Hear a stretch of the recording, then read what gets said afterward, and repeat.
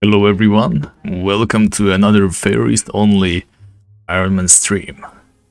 I wasn't able to stream last week, I'm afraid. Mainly because Coney Island started this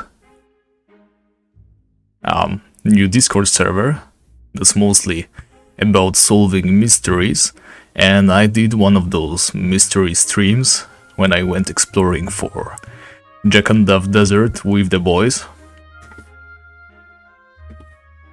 So I guess technically there was a stream, but not an Ironman stream in any case. Let me do some quick inventory management. And I think I've got the music blasting my ears a little bit too much. Let me adjust that real quick, and there we go. Right, I only have one depot box for now. I think I should look into changing that soon. It's going to get very messy sooner or later. Okay, I'll keep the fruit. Hey Damien, welcome to the stream. So, there's no real plan for today. I think for quite some time we are going to be stuck just killing fairy creatures whenever we can, as much as we can, because, well, we just need to get some levels, right? No other way to go about it. Let me purchase some more potions. This time I started the stream a little bit later than I usually do, and I completely forgot to bring money for the potions with me. Tell you what, the day is almost over, we have full mana. I'm just going to go right now. I mean, 40 potions, I believe it was usually enough to get some kills in, but I need to change my custom hotkeys back to Sorcerer. There we go. And 9 button was the damage spell, okay. And of course we get Pukad, but luckily enough everything seems to be mostly lured away. Just like that, some shimmering bills. Let's chomp on some eggs and we can try to get that pawn over here. That is, if he is somewhere around here. I don't want to go too far east. I believe there's that swan lady, swan maiden that is, somewhere in there, so let's not push our luck, but here's a nice and easy puka we can kill.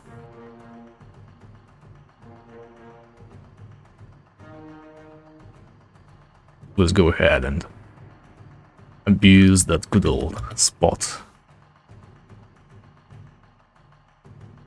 Alright, there we go. And another puka. That's interesting, because I don't remember there being 3 pukas, so either someone must have seriously messed with the spawns. Oh, there goes a fawn, and there's yet another fawn, so yep. I guess it's somebody's doing that. Those guys are everywhere. Now that's very dangerous. 2 fawns at the same time. We absolutely cannot afford to fight them. That one has retreated, which is a shame. It's going to heal back up. And we did spend some resources trying to damage him. Okay, Puka, please stop cutting in line. Yep. He is done for, the Puka has healed all the damage we did, but we no longer have any reason to fear the Pukas. They are by far the weakest of all the fairy creatures. I only wish they would not run away all the time. Alright, let's see. What else do we have here? Okay, here's the fawn. Let's keep our distance actually. We don't want to get drunk while we are this far away. Okay, like this and this way.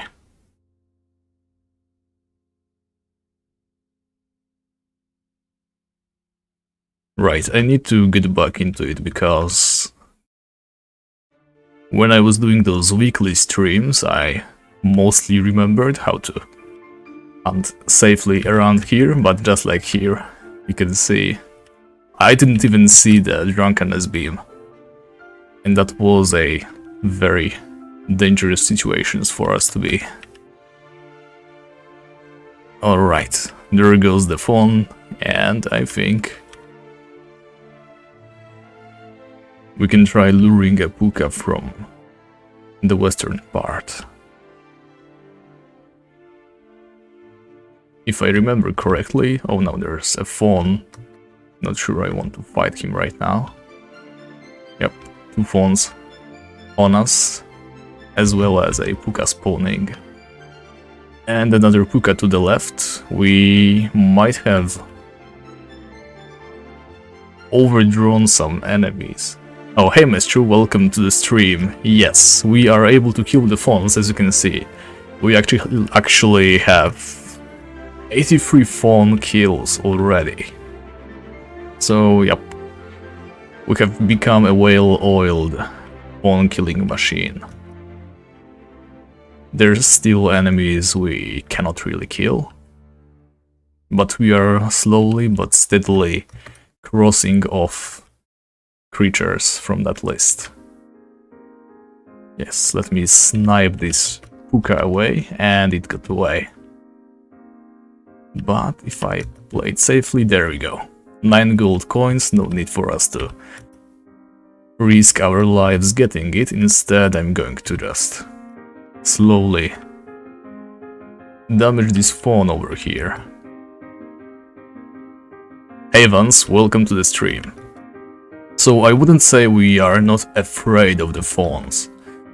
They are still very, very scary. Our HP is still quite low, and if they wanted to, they could one-shot us with a proper combo. I mean, I don't think we have enough HP to withstand their... Oh, that's a lot of stuff. We don't have enough HP to withstand their max melee hit, and they also have other attacks. So we are not really safe. We have no way to counter the drunkenness beam. So what we are doing right now is quite risky. If not for the fact that we have this protection zone so close nearby, we would be in quite a lot of trouble.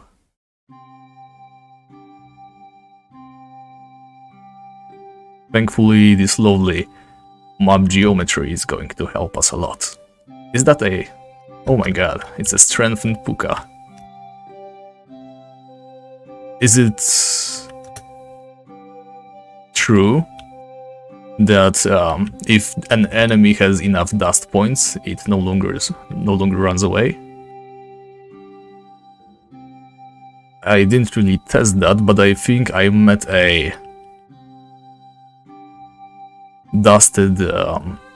it was a deer or a silver rabbit, I can't remember.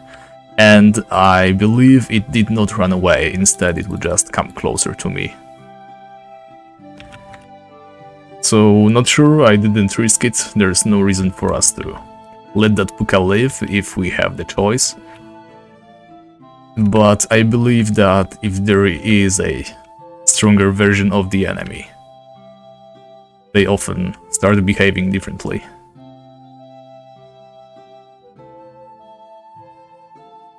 Alright, that was a clean kill. Well, I've been hitting the daily trainers every day, so we have 43 magic, that's not bad. Well, to be honest, I was thinking about switching the music around, but I somehow just always end up getting the same track over and over.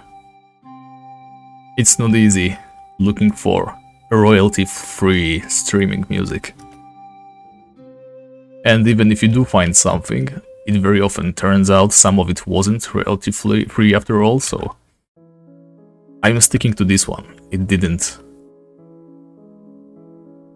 backfire yet, and I just rerolled the nymphs. Alright, so that was the last reroll on the nymphs, we won't have anymore. Let's actually try to reroll here. I forgot all about the boosts, but yep, we didn't get anything we could use. Instead, I just wasted time. I could have spent killing the fawn. I keep forgetting that we do not have too much time every single day. Oh, and that's drunkenness right there. We have been getting very lucky with the drunken missteps so far. We never really got in too much trouble because of them. Oh, and I might be dead. And I am not. It was like half a second longer and we'd be dead. But thankfully, we are not. Right, so for now I am keeping the same music. I mean, if I ever get to creating some new playlist, I would still very likely include the music we already had in it and just add some more songs. Because let's be honest, these tracks are just very, very nice. Okay, we have like 5 more minutes, I believe, so we should be able to slay this puka over here. And of course he decided to drain our magicka. Now, we do not need to be saving as much money as we did before. Right now we are directing all of our resources to gaining levels. So what I'm thinking is, we could for the first time attempt to hunt at night. I am still not sure where we would do that. I think it would be somewhere in the southwestern part of the island, in this small shrub forest. There's a bunch of dark fawns and twisted pukas over there, and not any boogies as far as I remember, so that might be the best spot for us.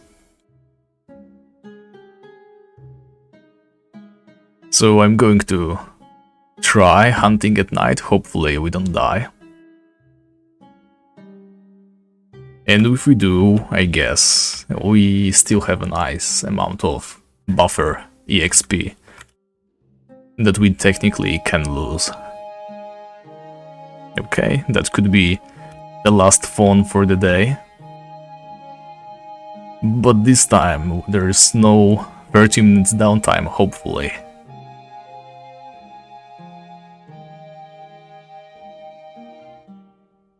Like, it doesn't need to be profitable, as long as we cut even hunting during the night. That's still a great success for us. So, I guess I should talk some more about the channel. I guess everybody has seen that my videos haven't been doing really that well recently. I've done this third episode of Far Grounded series, and it barely got the same amount of views as my subscriber count. Which is not a huge problem, I mean that's still like 500 views, so I'm not too down about that. I guess it's mostly because of the algorithm that feels betrayed by me. Actually this is not a free account. I used to do free account Ironman before.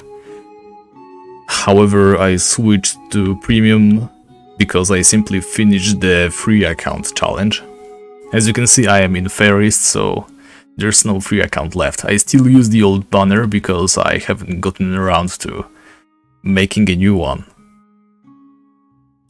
Well, anyway, back to this Far Grounded series. So I'm going to continue it mainly because I enjoy it a lot. I have actually forgotten about the about the Looter series. Can we kill the phone in 2 minutes? Hopefully. So I have forgotten about the Looter. Like I said before, I was just about to finish him, however I died. Even though I obtained the item that I was after, I lost it when I died, and I have no recording of that entire thing. So the only thing I have going for me is a screenshot of my death, and I don't think it contains my equipment. So in any case, what I'm trying to say is I wasn't able to finish the Looter after all. I need to get 2 levels back because of course he has no blessings. I was collecting money, so whenever I get my level 60 back, I am ready to go ahead, tackle that challenge again. I know how to avoid failing this time. It's actually way easier than I thought it would be. The only reason I died was because the entire floor was covered with fire and I wasn't able to find the rope hole to escape. In any case, the Looter, right? There's going to be a double EXP event pretty soon, and my plan is to use that to level back up and then get the challenge finally completed. And with that done, I will have pretty much only one ongoing series, if we do not count the stream series, of course. Let me just sell the stuff. Hey Eduardo, nice to see you again, thank you.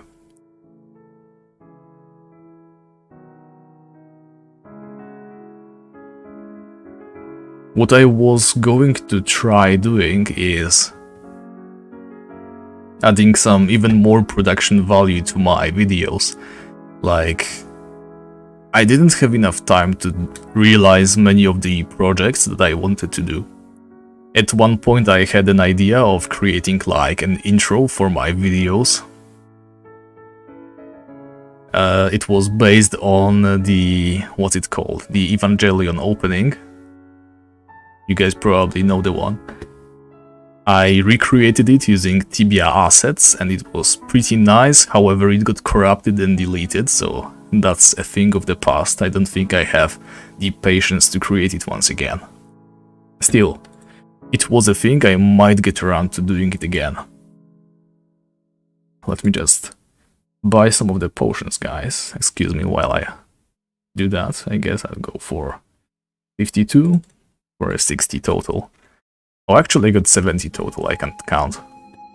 In any case, I also definitely need to create the art banners, covers, whatever you should call them, for Ward Weaver, for Looter as well, even though his challenge is almost over.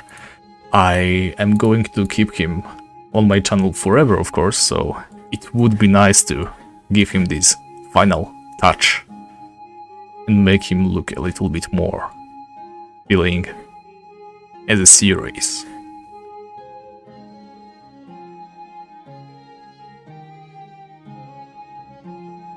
Also, from general announcements, our main mystery guy, Coney Island, has started a Discord server. If you guys are interested in mysteries and would like to help with solving Tibia, you should probably try joining his Discord server. There's quite a lot of activity right now. The sooner you join, the better, while it is still highly active. Let me just pull up the invite for you guys, and I'm going to put it... Let me see. Yeah, I'll put it in the chat, so in case someone joins later on, I'm just going to say mystery Discord, there we go, and here's the link. So, if you guys are interested in helping solve some of the Tibia lore, Tibia forgotten quests, or you just want to pop in once in a while and read up on the lore that we explore, that's fine as well. You can find everything of that sort in that YouTube channel, I mean Discord channel actually. Alright guys, it's time to look into hunting during the night. Now, I remember us pulling some dark fawns every now and again when we were trying to hunt here. There we go, there's the dark fawn.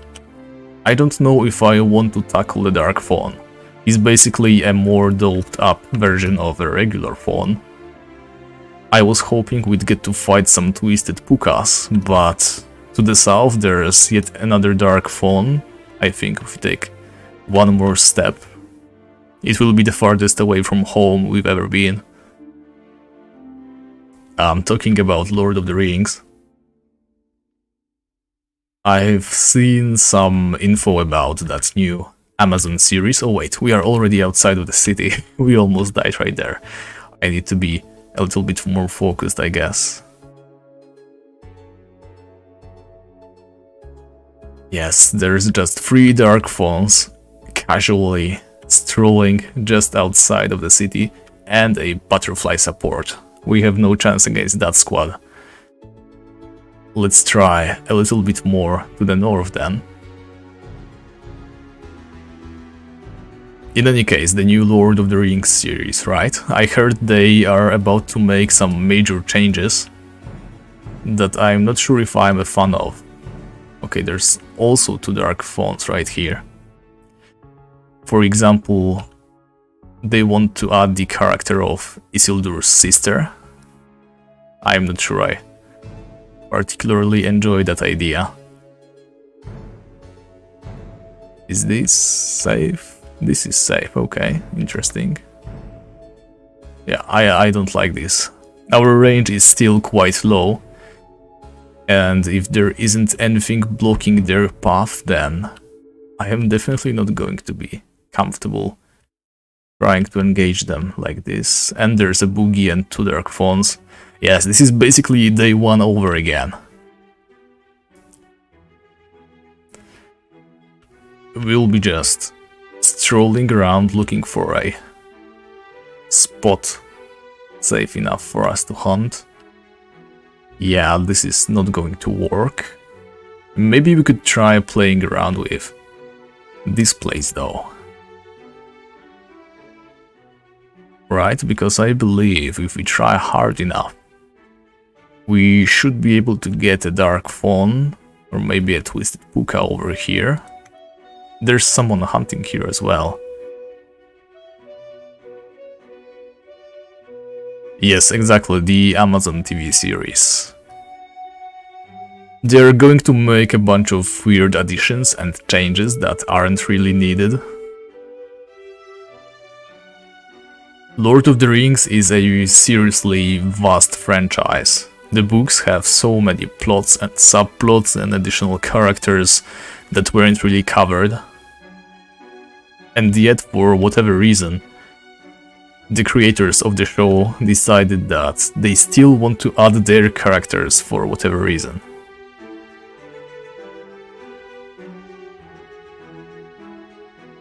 Yep. I guess I'll go after the twisted puka then. Like this. Can I get just the puka though? There we go. 2 twisted pukas, that's a bit much, and also poison. We should have probably taken cure poison when we were in the city. Oops, we might die. Okay, we didn't die. Right, so I forgot that the twisted pukas have the ability to make you drunk, which makes it that much more risky, and I almost did the same mistake as last time. Remember, I died on this exact tree stump once. It's actually not a safe zone. Now that I think about it, this place looks rather safe for hunting. If that boogie wasn't here, I could easily try to lure the enemies, like maybe here? Yeah. Okay, this is risky. We are drunk right now, there's a twisted puka and a boogie. I don't think we can do anything here right now. But maybe if it was a fresh spawn, we could try luring something just like we always do, standing on this tree stump and then somewhere here. We'll have to explore it during the day, I think, just to make sure it's safe. I know, right? The Silmarillion is an completely untapped gold mine of content. But apparently it's more profitable to just add nonsensical characters.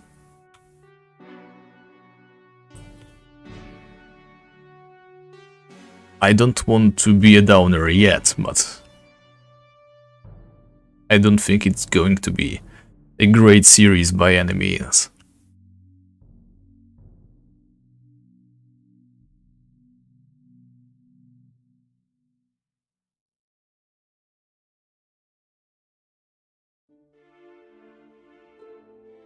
Alright, and the Dark Fawn is in there, of course. Alright, the Night Hunts, I don't think we can do that just yet.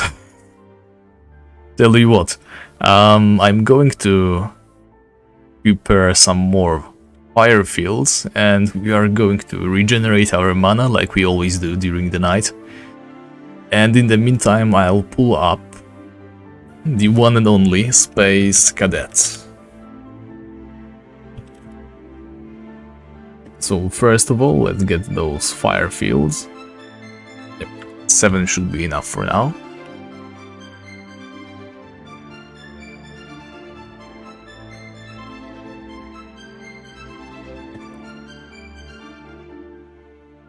Let me find the Space Cadet for now.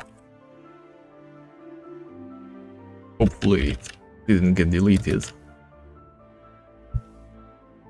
Wait, what? Where is it? Somehow I cannot find it anymore.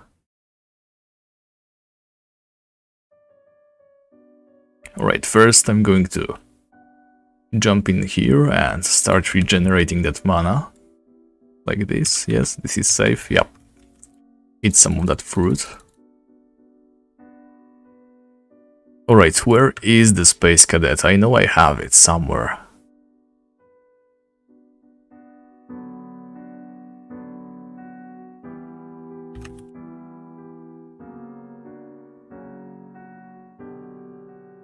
Oh, I think it's called 3D pinball. And I forgot to start the timer. I think we have like 5 minutes of playing, so you guys know the drill. If you see something creeping next to me, then let me know. I will also be keeping an eye, of course. And if the timer gets close to 5, then we gotta bail. Okay, how did I launch the ball with a space? Okay. Now, I'm still no expert at this game, but I have definitely gotten a little bit better. I think by the end of this challenge we are going to be both experts at Feyrist as well as Space Cadet. Not sure if it is... okay. When I start talking about being an expert, we instantly fail. When I was a kid, I definitely remember this game being a little bit more fast-paced, but I guess that's just how memory works.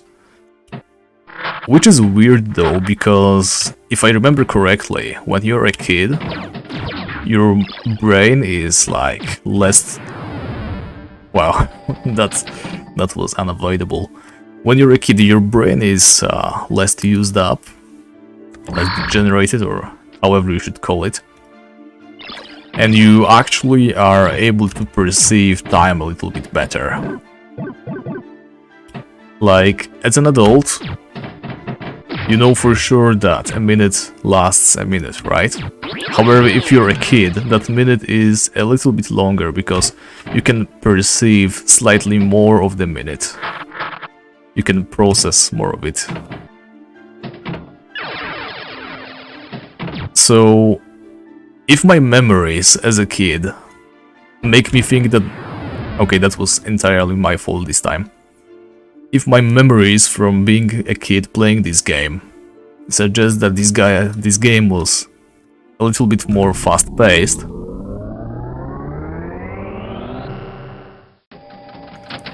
and now I feel like it's slower, that kind of contradicts the theory.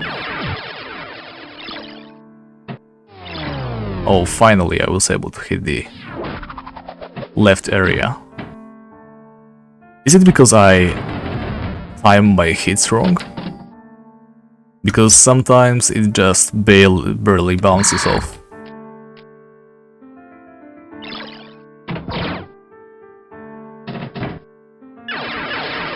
I know, right? I used to play a lot of TF2. Ouch. I always forget that the wormhole, it sends you this way, back down, not outside. Still, it was worth some points. I used to play a lot of TF2. I was no expert, but I can no longer keep up with the game.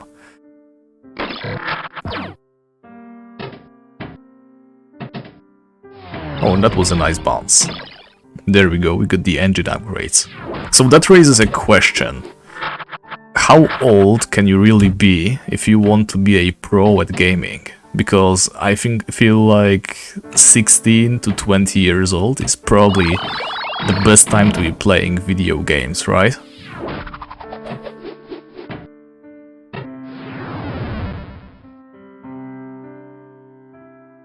Well, I'm afraid the same is true. You are definitely going to find yourself slipped at some point. Oh, I went through a lot of phases. Like, when I was a teenager, I was very easily influenced by everything, every single media out there.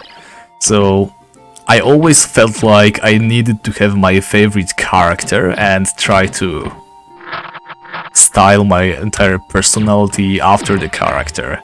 So what I would do, it was like, okay, at first my most favorite character was Pyro, right? So of course there's not much personality traits related to Pyro that we can really speak of, but I was still trying to, like, you know, remember all of his emotes and imitate the way he speaks through his gas mask.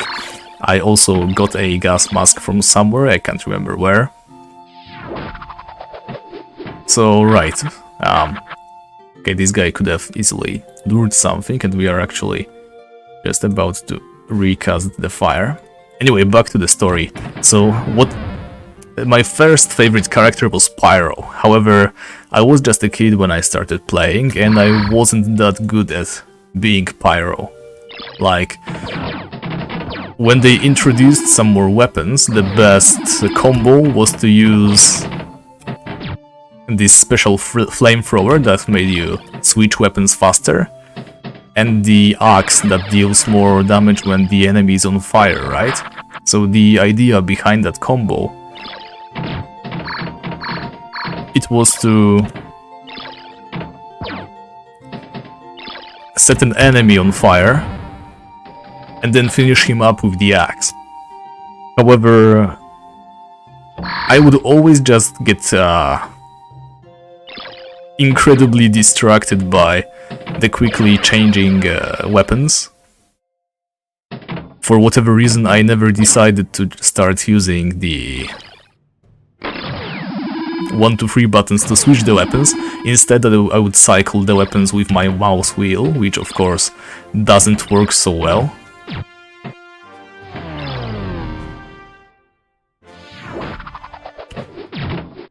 In any case, I went through phases, as one does. I would play only Engineer, I would only play Demoman, Soldier, etc.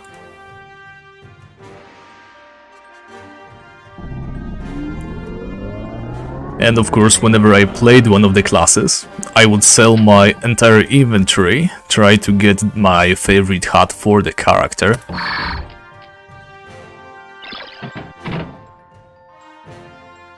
Yeah, now that I recall it, Team Fortress economy was such a bad experience for a teenager. And I mean like very early teenage days.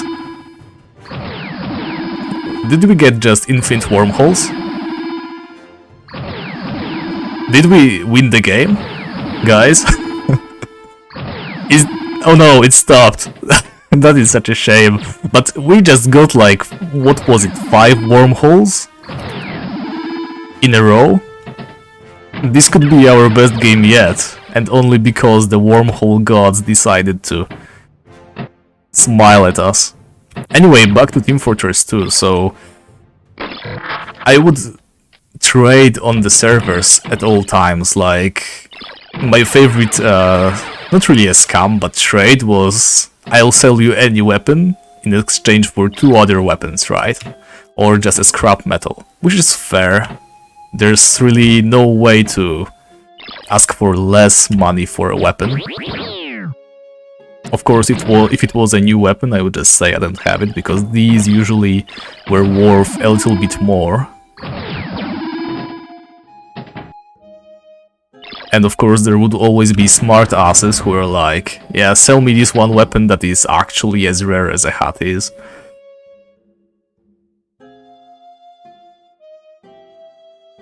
But still,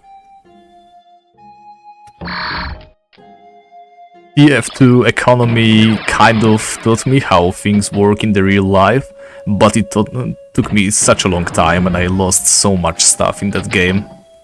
I never spent any money on it because my parents were incredibly strict when it comes to buying things online. AKA, I couldn't ever buy anything online. Even the smallest purchase was a big no-no. I still somehow made my way up to a Bill's hat, I think.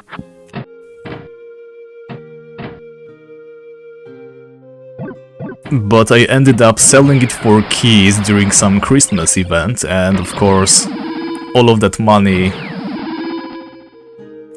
that I accumulated over the years playing the game simply got lost. Because none of the keys gave me anything good, basically. But I guess that happens. At least I learned not to gamble in anything at all.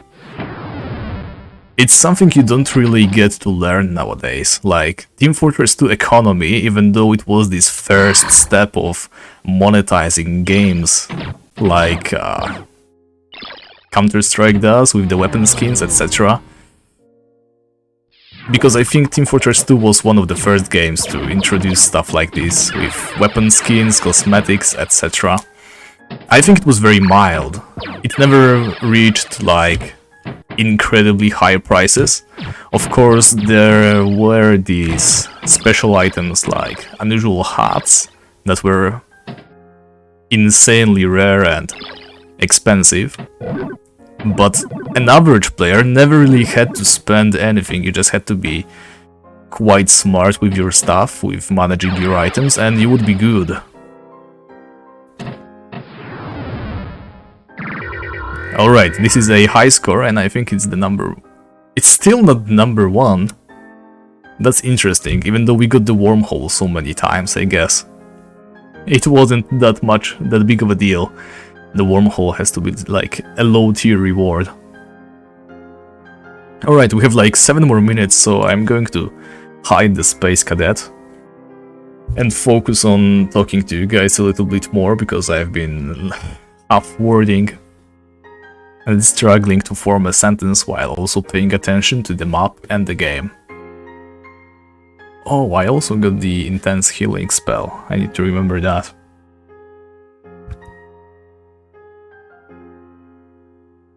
I never really got into Call of Duty. I had my friend ask me to play with him once, and of course I said yes, because why wouldn't I? However, I never really got interested in the game. I think it was already the Counter-Strike Go. I did play some of the older versions, I can't remember what it was called, but I could only get it to work in offline mode because of course I didn't want to buy it. It was back in the time when you never really bought a game, you only got it from the internet, right? And you didn't even know it was wrong. So I only played that very old version of Counter-Strike that you get to work on your PC. And it had no multiplayer, so I would only play with bots over and over again and explore maps, etc. It was really bad, like, I never really had fun in that game, and yet I just kept trying and grinding away. Really regret wasting my time on Counter-Strike like that. And of course, then my friend got me to buy Counter-Strike Global Offensive, Counter-Strike Go. And my way of having fun in that game was creating those very loud and obnoxious soundboards that I created from Warhammer 40k game, like, quotes, I guess? Not even sure how to call them. Like in Dawn of War 2 you had this Captain Diomedes guy. I would download all his quotes, boost their base by like 10 times so that it is barely eligible, and then I would just blast those quotes every single time I played through the soundboard. So whenever I died, I was like, and put it in caps lock, "I die as I swore I would." And whenever there was like an enemy in front of me, I would blast, "You think you are my match?" Except I was really bad at the game, so instantly they would own me. In any case, I got banned on so many servers for abusing soundboards that I stopped playing, and it wasn't like I really cared about the game, so I never looked back.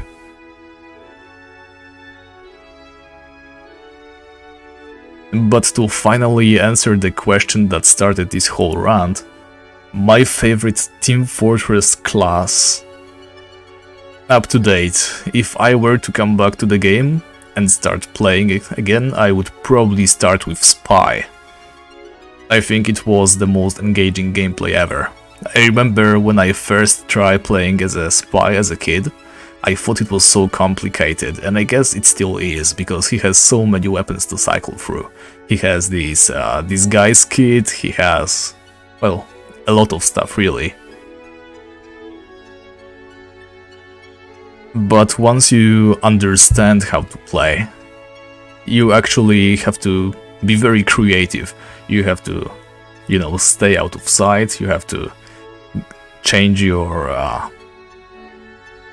disguises all the time, because what I would do was just always disguise myself as a pyro or an engineer,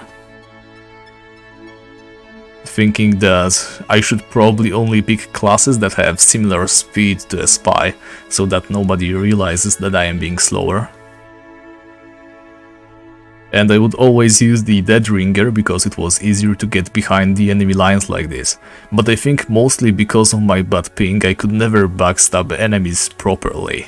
Like, the animation would play, but it would end up only doing a regular, normal stab damage. My internet was really bad back then, I guess. Still, I think it is the most engaging class out of all. And a really cool idea. I don't think anything like this has ever been pulled off in a video game afterwards. Like, I think Call of Duty 4 had instant kills with knives, so you could sort of do that, but let's be honest, dedicated class games like Team Fortress 2 is just way more fun for me. Alright, 2 more minutes and then it's going to be day again, so no more downtime, I guess. As soon as this boogie is gone. Wow, those are... yeah, just as I say that they disappear. But the remains of a boogie are creepy as hell. It's just like a gigantic skeleton.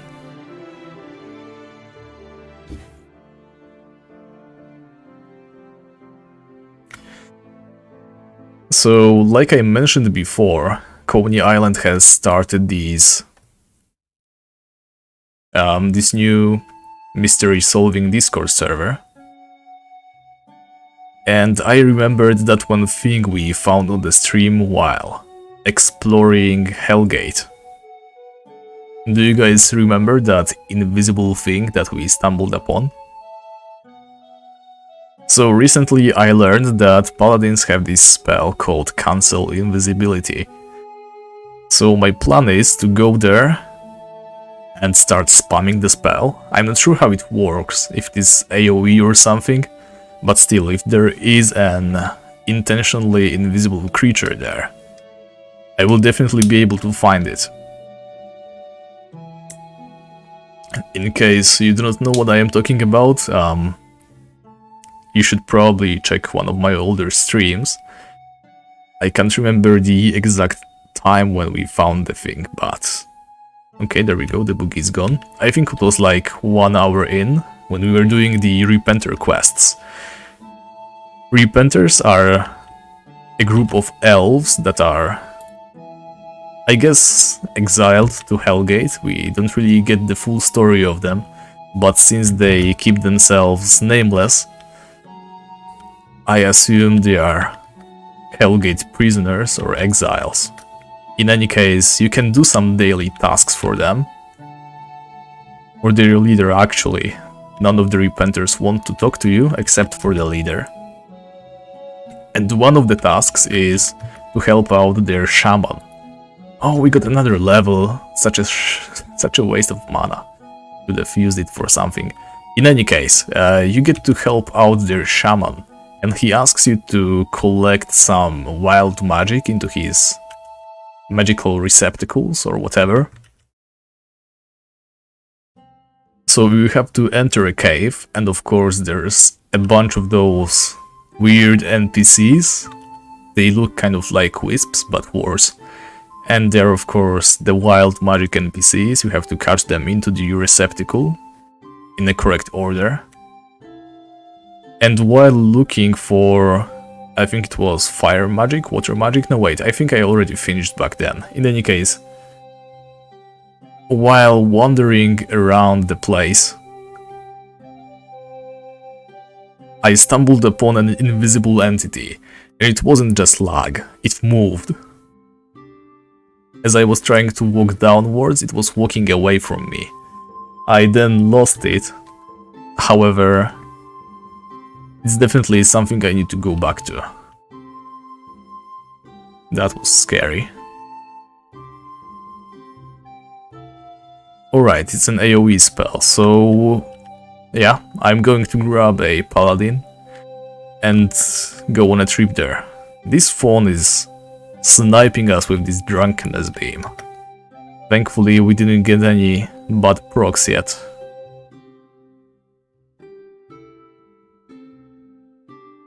And he's trying to steal our phone.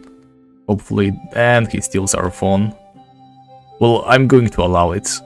But can he please go away? There's so many other places he could go, and he has to hog the only spot that we are able to hunt at. Vance, you're asking about lore on Orshabal. I mean Morshabal. He is actually the older brother of Orshabal, I believe. I'm going to take a look in a second. Maybe next time there's nighttime in Feyrist. But I think one of his lines that he speaks is that he's going to avenge his younger brother, something like that. Which is interesting because I didn't know that demons bred like this. I thought they were like magical or dream entities. But apparently they can have family ties strong enough that they wish to avenge each other. Frankly, Morshabal seems like such a lazy addition to the game. I really wouldn't expect too much from its lore. It's just a demon, but made purple, with armor elements. And I wasted the mana potion just now, that's correct. Come on, maybe I can get a puka from here. Yeah, that guy seriously messed with our spawn. Hopefully he doesn't come back anytime soon. There's a phone. If he hits us with drunkenness beam now, we are done for. Thankfully we survive.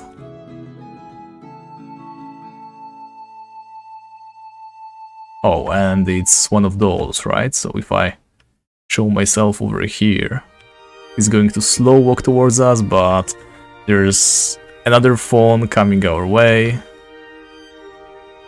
Real shame, but we have to take care of this phone first. And we actually have two phones on us, and we almost died again. I know, right? So, do the demons breed, after all? Or maybe he was just created in the same batch or something? I have no idea how demons work, really. I always thought they were like evil dream entities or something. If we remember what Coney Island said about dream magic, it was like elves had dream magic, right? And they used it to shape things, shape their unborn children, actually, some other crazy stuff.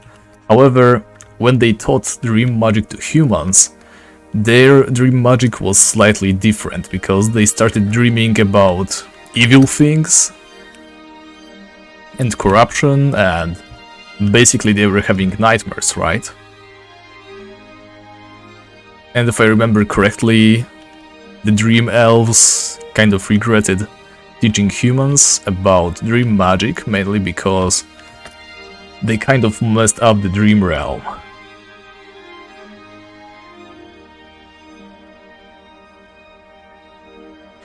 To be honest, I wouldn't be surprised if they added Dad Shabal and Mom Shabal. We still don't have, like, I don't know, Pink Demon Set and Magenta Demon Set.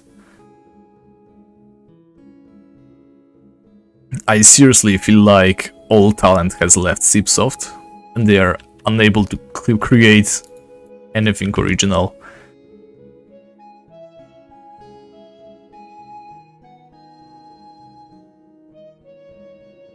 I probably shouldn't bring it up again, but the Dungeon of Reused Assets that they were only able to create after dedicating time and resources that would usually go to the winter update and the anniversary update combined, it's not really a good look for them.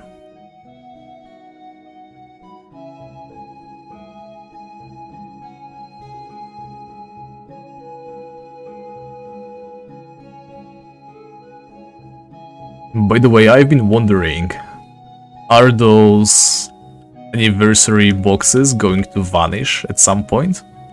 I've got a lot of balloon boxes and gift boxes and all that good stuff. And I want to know whether I'm going to be fine just keeping them in my depot, or should I open them all? Like, sometime soon.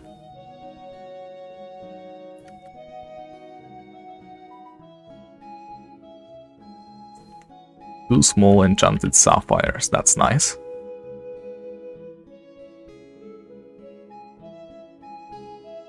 Me and the guys from the Mystery Discord have been joking around about sound, right? Because we all know that the next update, well, maybe not the next update, but this year, Cipsoft has planned on adding sounds to Tibia and having the anniversary movie or whatever advertise it slightly. They have shown us the alpha version of the sounds, right? And so far it seems that it's going to be only effects like attacks and also ambience, so maybe not a huge chance, but if they decide to add maybe music or something like that, We were hoping it would help solve some of the mysteries. Maybe just a very particular music cue somewhere. Maybe even some lines recorded between music tracks that can be deciphered if you put them into audio editing software. Stuff like that could help solve mysteries that we have been stuck on for a long time. However, yeah, most guys were expecting something like Lord of the Rings orchestral music, but I don't think that's going to happen. The best we can hope for is, honestly, something like Tetris, except worse.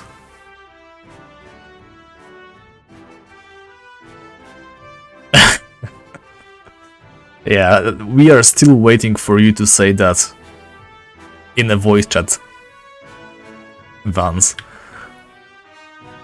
But yeah,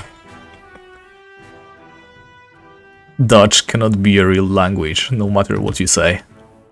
I'm never going to believe that people actually speak it. But back on the topic. So there might be some mysteries getting solved thanks to the sound, we never know, but I think that's overestimating Chipsoft's potential. It would be great, but we have seen what they are capable of, and making competent sounds is not one of those things.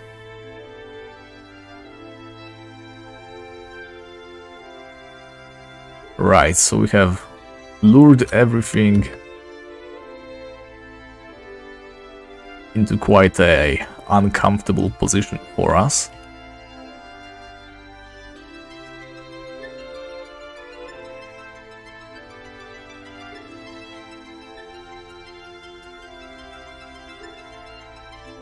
Is this unsafe? There we go.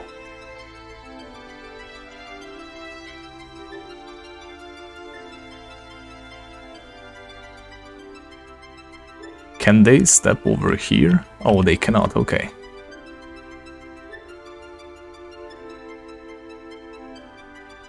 Yeah, so we are learning new spots as well. Sorry I'm so silent right now, I was trying to finish the thought, but I then had to focus more on the hunt at hand, because we have kind of messed up, but thankfully we were able to get out of this alive. Now to just get this phone done. So what I was trying to say is, we probably shouldn't expect too much from the sound update. And then, when we were joking about, we actually came up with an idea that wouldn't be beyond Chipsoft. And the idea is paid music in houses, like a music box that adds ambient sounds or maybe even a tune to your house whenever you enter it. I'm quite sure many people would buy it. So let's hope that Chipsoft never sees this stream and never implements paid sounds in-house. But frankly, it's a possibility. The fact that they made most of the furniture paid from store. A single floor tile is 30 Tibia coins. And there's there's tiles that cost as much as 35 Tibia coins. On Secura that's about 800 to 900k per floor tile. If you have a house that has like, what, 27 tiles, then it's, well, almost another 30 million, even though the houses are already incredibly expensive. My point is, the store items are way too expensive. I mean, of course, you do not need to have a house, right? It's a novelty item and a cosmetic, but there's really a limit to how expensive items like these should get. Like, of course, there can be some super rare items of that sort. that you want to display in your house, and they are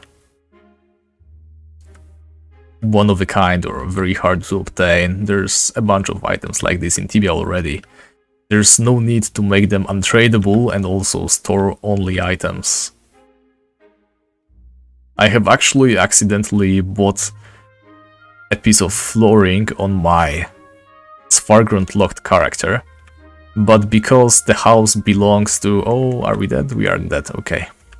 But because the house belongs to my other character, I couldn't even place it. So I bought the item, but I am not allowed to put it in my house. The item being a rug, by the way. I found this cool looking boar hide rug. However, I am unable to place it in my house. That 30 Tibia coins are now wasted because my character is not the owner of the house. As a sub-owner, you cannot place store items in your house.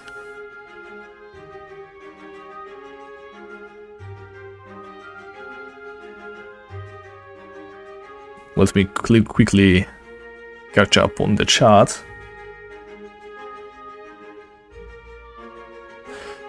Yeah, you're very right, Glaxoon. I have never had more fun in this game than when actually exploring places. Maze of the Lost Souls, you guys remember that stream, hopefully. That was some of the best time in Tibia I ever had. Not looking at the Wikipedia, but looking for a way through that place, all by myself. I mean, I did have some previous memories of walking through that place, obviously, but even then it was fun, just going through that maze. And I'm afraid I can't really do that again. It's a one-time experience. And of course, it wouldn't be advisable for Zipstop to just start adding mazes because we asked for mazes, right? That's not the point. It's not about mazes, it's about creating places that are actually interesting, cool to explore, and also accessible for lower level players, people who do not wish to grind all the time, and people who do not want to buy a level 500 character just to be able to explore places like the Cobra Bastion or other locations like those.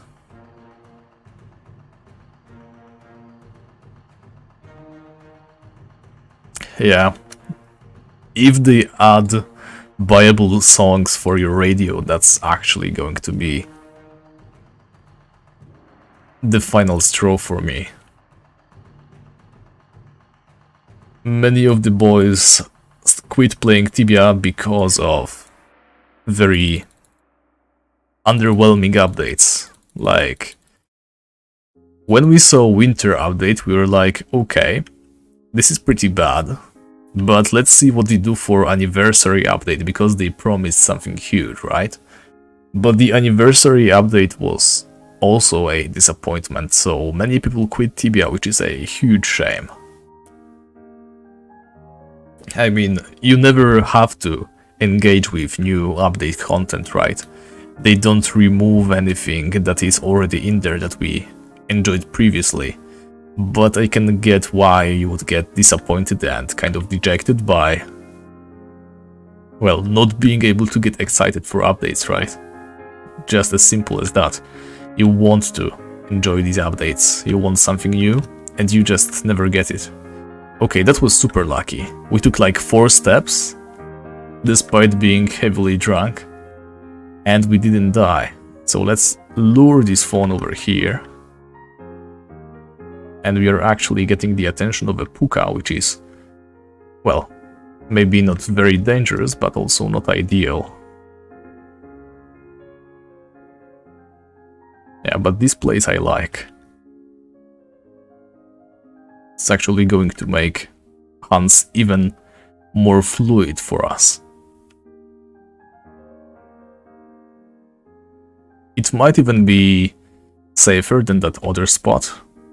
I don't want to overpraise it yet. It might actually suck.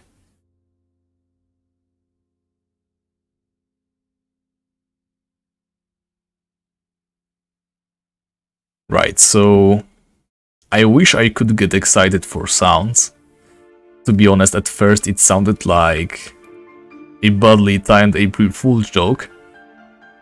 Now that I give it some more thought, it has potential to be something, if they actually put their mind into it. Try to help us solve mysteries with it. There's a lot they can do with sounds. But I am really afraid they might just go for something like a mobile game type of sound with just sound effects, some very basic music, even if they might not do music at all. Wait, I want to kill this puka first, but guess not possible. And it's going to run away now. Okay, get this puka then. Let me... Actually, can I? There we go. Okay, bad loot, so we don't need to get it yet.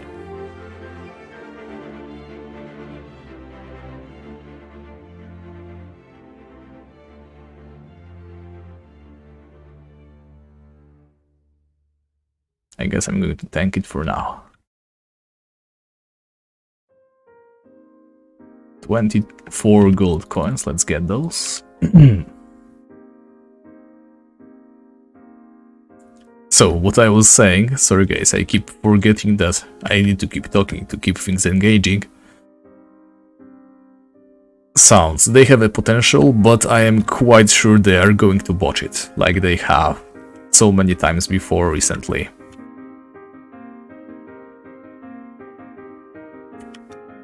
Oh, I really hope they add an option to disable some of the sounds. I'm quite sure I'm going to end up disabling all the sounds, but I don't want to say no yet. I'm still hopeful, I guess.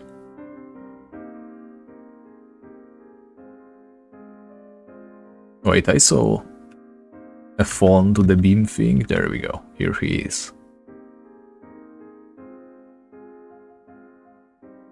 Oh, come on. Yeah, you can see me, can't you? Come closer now.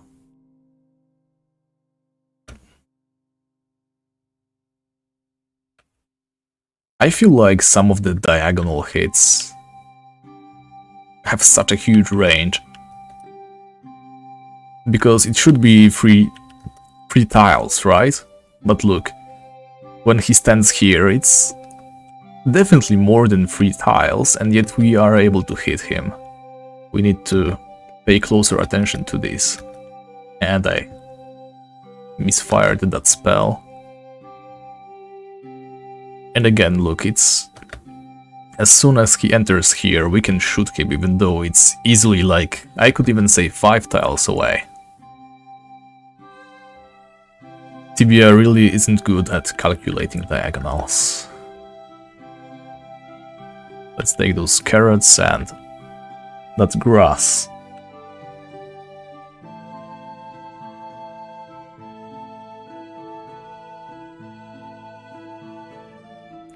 Yeah, I mean, sound could help you with some of the time cues.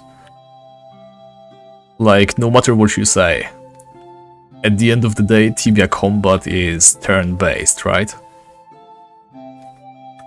A turn happens every 2 seconds, but it still is a turn. You can only heal twice a turn, I think it's also only 2 potions twice a turn, 1 regular attack twice a turn, 1 side attack twice a turn. I mean once a turn. In any case, you sometimes don't see when you have landed an attack. Especially when you play as a knight, and you want to cycle your damage with the front sweep and the exorcic run. Being able to disable all the sounds, but the sound of your attack, would help you a lot, being able to hear the moment you land your melee hit so that you can follow up with the other hits, right?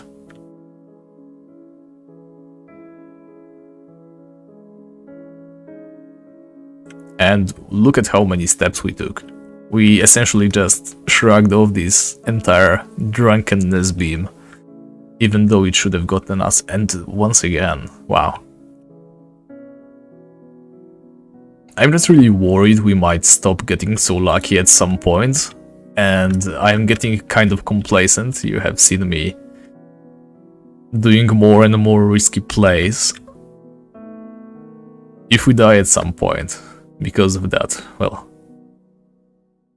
I guess that's life, but I'd rather not. No, don't run away, Puka. There we go. You're not allowed to live. And another Puka, let's go.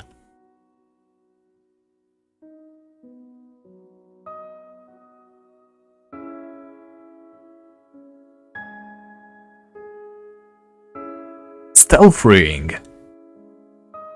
Can we make use of a stealth ring in here? I don't think we can. Is there even a single creature that cannot sense invisibility in Feyrist? I completely forgot about the stealth ring being here, but...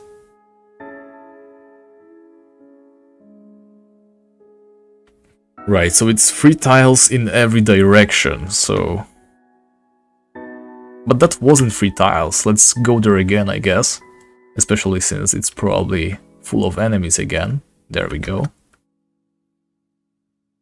Let's take a look at how many tiles this is. Look, 1, 2, well, maybe 3, I guess. It still feels like cheating. They have so much more ground to cover when they are like this. Not going to argue with it though. It's so much safer this way.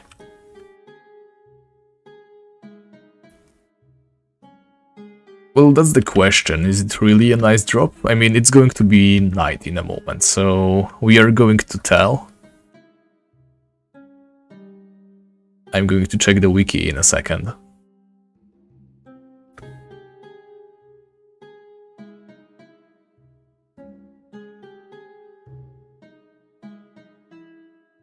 One thing that sounds would definitely help with is this new momentum effect that you can get on your helmet. You know, the one that speeds up your major cooldowns by 2 seconds. The way the game works right now, it's really hard to tell whenever it procs. I mean, it is a huge icon on the screen, and it gives off quite a lot of light, but still, I usually don't see it. I mean, I'm not even using it anymore, and I was losing it on a class that probably cares the least about momentum. But if they gave it a very distinctive sound effect, it would definitely do that much better.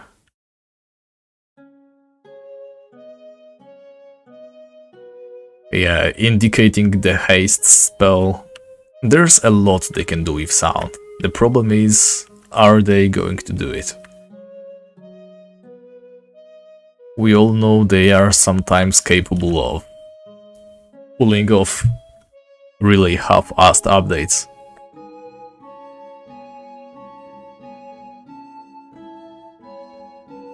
We probably shouldn't get our hopes up too much and just assume it's going to be a mobile phone game tier of sound design. I mean, we have heard the alpha. It's exactly what it is. And I really doubt they are going to improve it in quality in any way.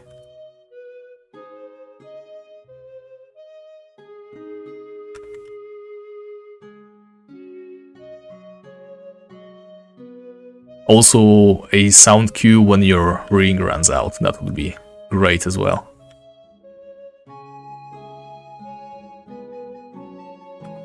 I mean, when I was leveling up my barbarian character really fast, I would just run around the map and spam the Divine Caldera, right? And back then the Exalted Ward was a new update, so I was paying close attention to any potential dust-carrying enemies that I might find. Except, I wasn't really seeing them, because I was killing enemies so fast. That little mark that indicates they are exalted or whatever it was called, it's very easy to miss when there's a lot of enemies, especially if you are fighting in a ice environment, because the mark is blue and everything around you is also light blue. It's almost impossible to see, even if you're trying to. So I would kill a lot of those, and we just lost that phone kill. Well, oh, I definitely do not want them to voice creature lines. Like, we probably all have dubbed those voice lines in our heads at some point, right? We all have our mental image of Kepler. Just like when you see a single exclamation mark, you probably have like a sound that it makes in your mind, even though you cannot pronounce it. The same way, you probably know how Kepler sounds in your head. And imagine somebody giving you their interpretation of that. Imagine voice lines for King Tibianus or something. I mean, it's going to be bad if they do that. I really hope they keep it not recorded. Same as, for example, eating the eggs. Imagine you're just spam eating eggs and you hear the gulp, gulp, gulp, gulp, gulp, gulp. Please no. Just please no. Don't do that. Oh, we already said hi, so let's trade with them now. Take my potions, my shimmering bills, my dandelion seeds. You can also have the goat grass, fresh pan pipes, looted from a fawn. Have I mentioned before how senseless Feyrist is?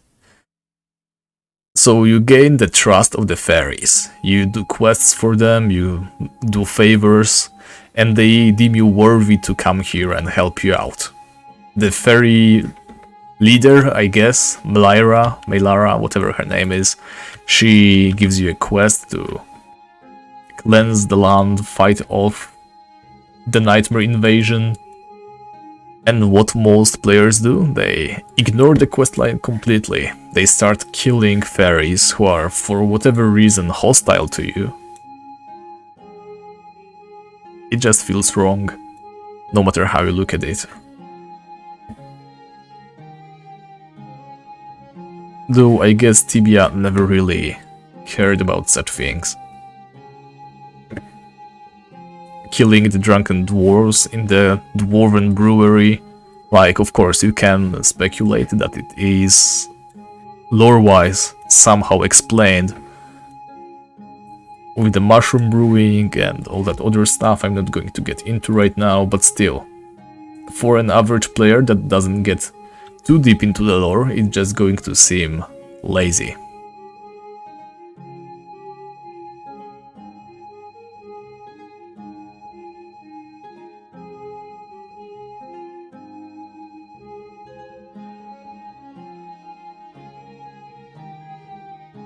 Wait, you can't ignore the NPCs, you say? So you're trying to say you used to be able to ignore NPCs? Like, I had no idea about that. Yeah, imagine being a Rookstayer. I used to just stand outside of the Rookguard town hall and chill, talk to people who walk by, And of course, every now and then you hear Dixie screaming, because that's what she does. Oh my god, Dixie being dubbed would be the single worst thing ever. Sometimes you can really spam that shout of hers.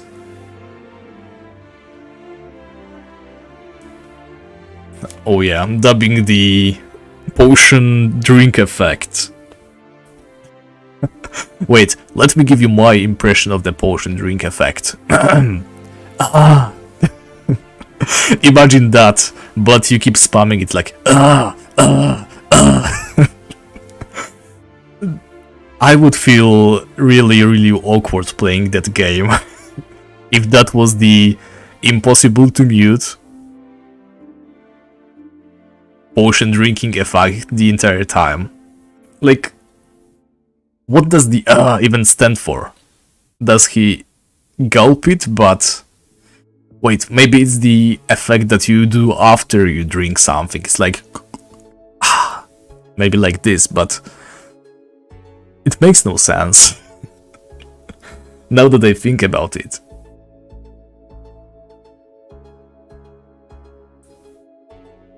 Oh, if they added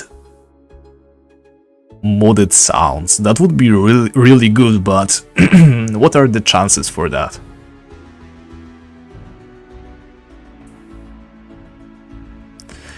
It would be really great if we could create our own custom sounds. To be frank, I would probably put in some work myself, do some nice voice recording for every creature, etc.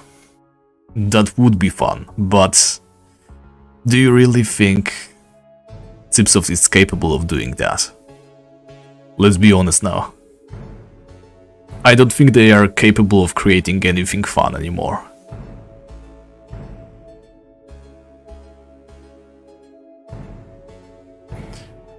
Yeah, the Dixie spam is the worst. That's why you should probably find a place to stand around that is far away from Dixie.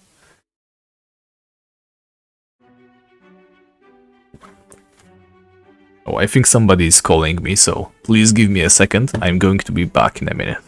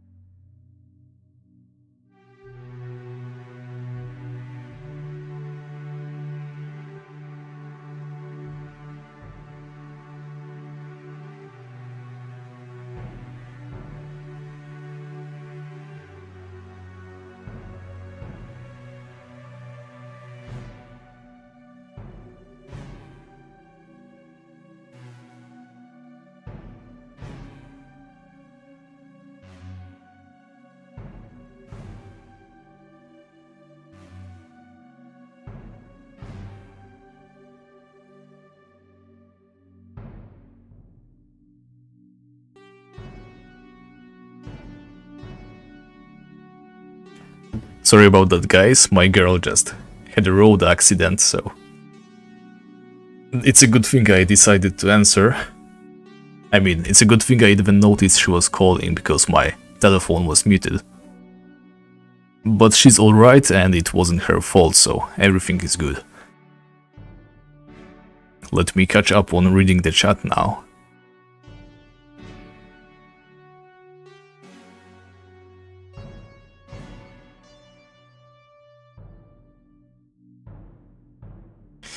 Well, the thing is, when recording voice for dialogues, it's usually a very large chunk of the cost of every single production. You know, for example, when they were making Fallout 4, their main excuse for not having a lot of content is the fully voiced dialogues for the protagonist, right? Because they had to record a couple of lines for every single conversation. It wasn't just the NPCs, but also the player character. Yeah, the voice lines, the recording, the voice actors, it's really a huge industry, so I seriously doubt that Cipsoft is going to cover every single NPC line. And following that logic, I don't think they're also going to create sound effects for eating and drinking, etc. because, well, those are basically text lines, right? If yellow or blue text isn't voiced, then why should red text be? At least that is my reasoning.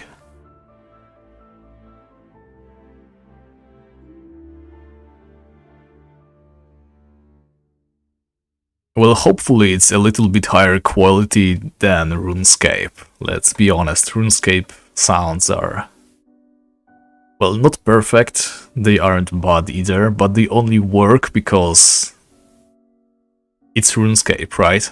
You never really go there for quality of sounds, at least as far as sound effects go. RuneScape music, on the other hand, is great. So maybe there's a chance that Tibia follows the same path and actually gets a nice soundtrack, but yeah, I wouldn't hold my breath. Oh, what I was going to find is whether Feyrist creatures can see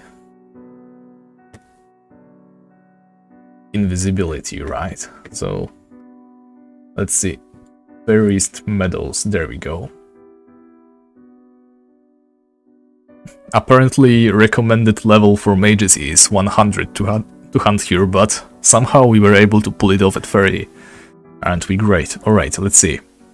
Fawn. Can Fawn see invisibility? Yes. Can a nymph see invisibility? Yes, it can. What about pixies? Yep, they see invisibility.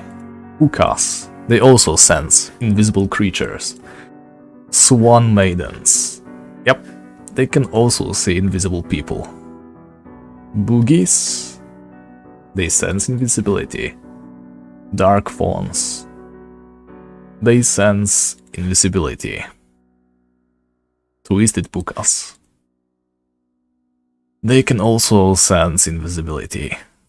What about the nightmare creatures? That is actually interesting. The enfeebled silencers can see invisible people. The weakened Frazzlemaw can also sense invisible people. Okay, the stealth ring has no value at all, I'm afraid. It is a huge shame. We can't even sell it, so it's not going to be useful in any way. Well then, I guess we could try. Since we still have like 15 minutes of nighttime left, we can try playing some Space Cadet again. Let's see how far we can get.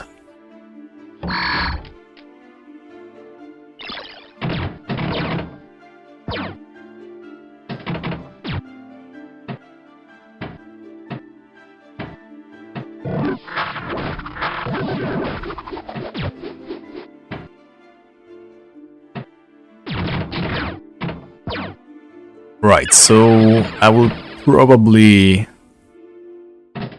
finish this daylight cycle and be done for today.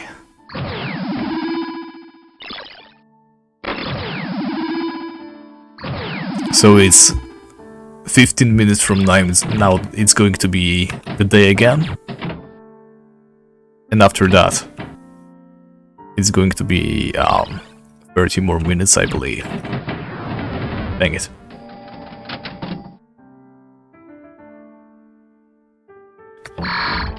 So 45 minutes left in the stream, that is.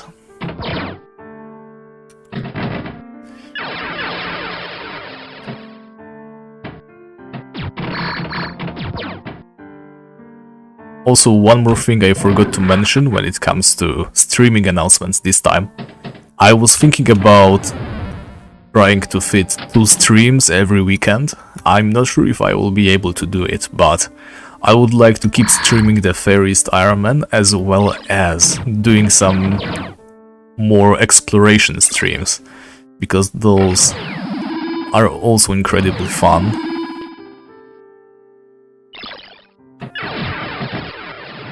Oh, I was looking at the chat and I wasn't looking at the game. Something to remember from Space Cadet. You're supposed to try and get all the yellow bars when you're shooting up when you start and then fall back down, so you don't shoot so hard. Alright, I see.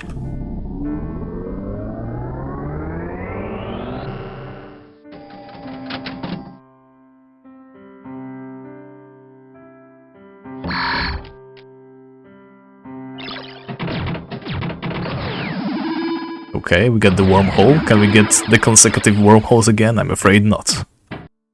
But that was fun. So, in any case, I'm thinking about streaming Fridays and Saturdays, with Fridays being Feyrist and Saturdays being exploration of some other place. The problem is, I'm slowly running out of places I could explore. I mean, I do have the premium level, the premium account, and I have a high level character that we can use for all of our exploration needs. But there is still a limit of interesting areas.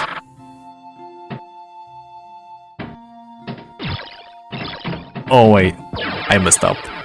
If I didn't press any of the buttons, I would have gotten the 3 yellow dots up top.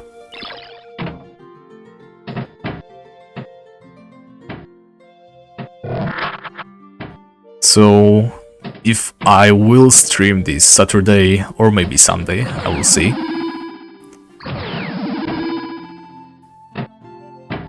I'm thinking about Dimona this time. The problem is, I have been to Dimona with my high-level character, and I won't be able to show all the items that you can get there.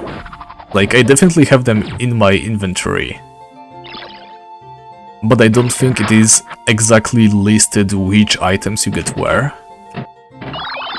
because there's a couple of cupboards that you have to search in order to get all the maps and books, etc.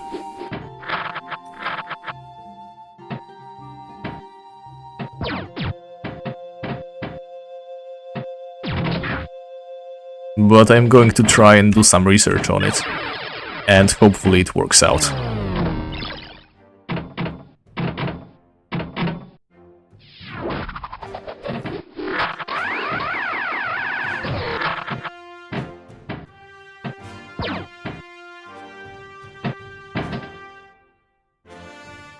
Please don't fall, and it falls, of course.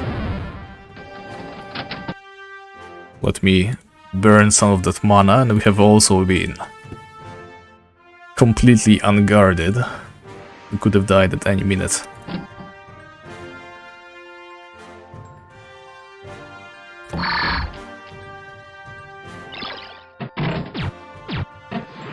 And of course we die instantly.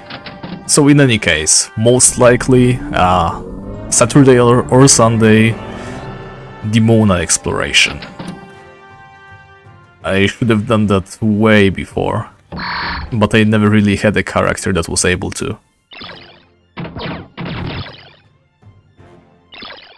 I mean, it's one thing to be able to walk through Dimona and complete all the quests there, and something entirely different is to actually read all of the books and spend a long time there trying to look around and pay attention to places.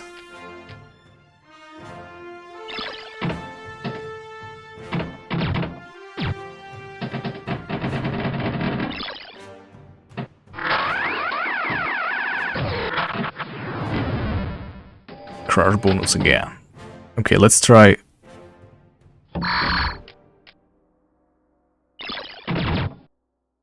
Okay, that's nice. And it's already instantly falling down.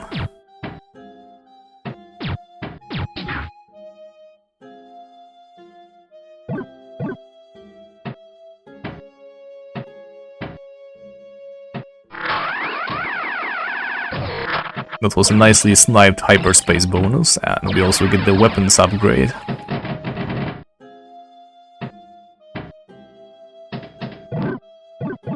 Doing pretty well.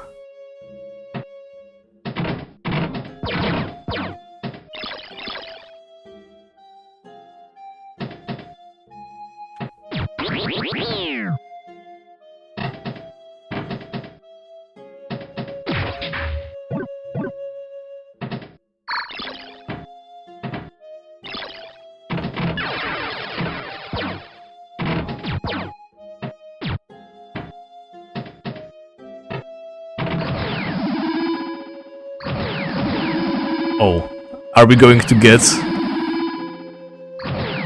infinite wormholes again? That's nice. I had no idea this is a thing, but suddenly we get that twice in a row. I think we got... yeah. I distracted myself. What I was trying to say is we got the low fuel thing. Alright, it's 10 more minutes, I'm just going to chill. Enough of the Space Cadet for now.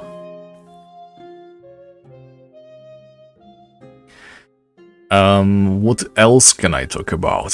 When it comes to further far grounded episodes, I think I'm getting close. There's still a couple of items that I am missing from my current grind, and I would like to end the episode with Arena again. I'm not really sure which items I should use there, because obviously my death is not going to be safe since I don't have access to any blessings. Actually, that's a lie, because there's one blessing that I can get, which I learned recently thanks to some of the guys on Discord, but still, it's not going to be safe, right? If I happen to lose my cranial basher, then I'll be in quite a lot of trouble, I think.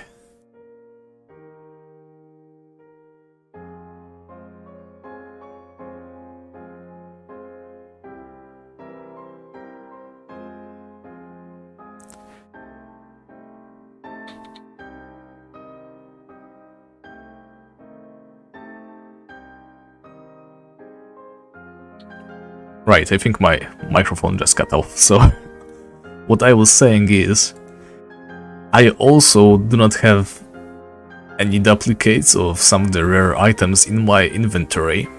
If I finish my current grind and go into the arena as I am currently, there's one item that I can never get back, which is the cranial basher, and there's also a whole bunch of, I think it's going to be 4 items that I cannot get back easily. Well, technically 3, but no spoilers, but still, that's a lot. If I lose anything, that's going to be a long grind all over again. And I kind of want to tackle the Warlord Arena as soon as possible. Not only because I love the weapon that you get there, I also don't want to have it too easy. I did the Scrapper Arena pretty early and it was fun. I remember doing it on my higher level characters and it was really dumb. Just way too easy. So Ideally, I would like to tackle the Warlord Arena somewhere around level 80. Definitely not before that, because I need access to those better potions. They are going to be a huge game changer for me.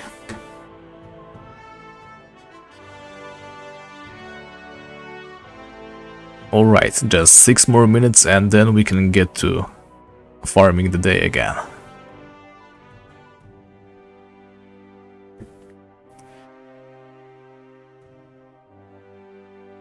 Yeah, we can never really get our daily rewards ever again. Which is a shame. This is the last time we get the Nymph prey bonus and it is going to go to a waste. I mean, it has served its purpose. We do not really need to go to a city anytime soon. There is that wand spell, the temporary summon wand spell, that I might want to buy after all. Someone told me it's quite a strong wand to get, and we definitely should look into getting some more damage, right? It's only temporary, but still, it's like, what, 30 minutes of constant hunting with it? Can't really remember right now, but for at least one daylight cycle, we will definitely have a slightly fighter ratio. Faster fighter, well, I can't speak anymore, I guess I'm getting tired. In any case, at some point, I think it's level 45, so we still have a lot of time. So on level 45 we can make another trip to the city, and ever since we got the strong haste, trips to the city haven't really been that risky. Oh yeah, the crit chance, it's also nice, it's going to increase our spell damage as well.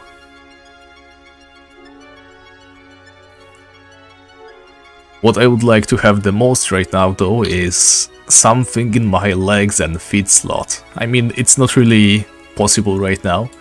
We would have to cross the mountains to reach the nightmare creatures, but there's fawns on the way there. There's no way we can make it. And the nightmare creatures are actually, I think they are even more powerful than the fairies. At least more dangerous to us. They are like fast, there's a lot of them, and there's nowhere to run. There's no trees, and no way to really avoid them. So even though some of the items that the enfeebled silencers drop, we could wear like instantly, namely Terra legs, Terra boots, we cannot really even get there safely as we are right now.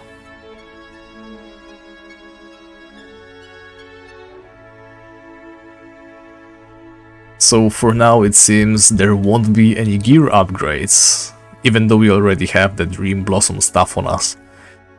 But we cannot hope to obtain any upgrades until we hit another level.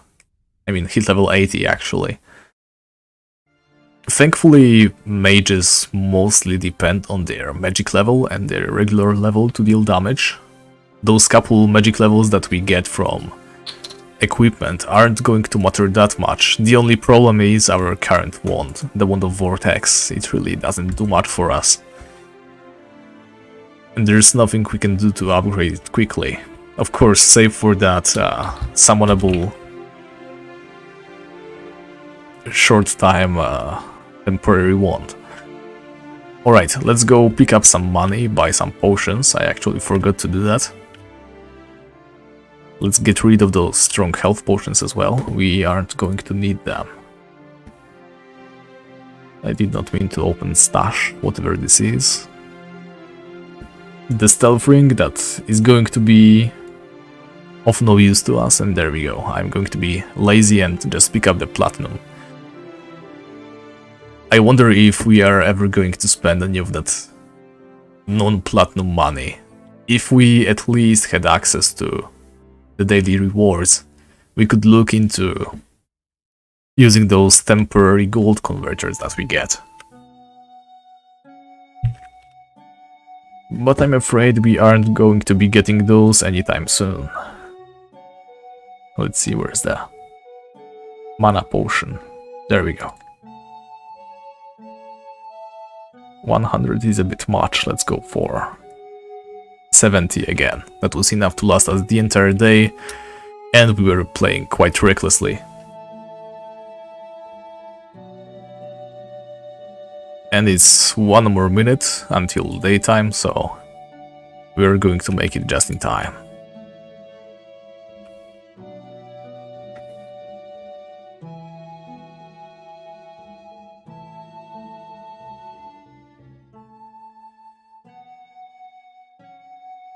Alright, we are ready.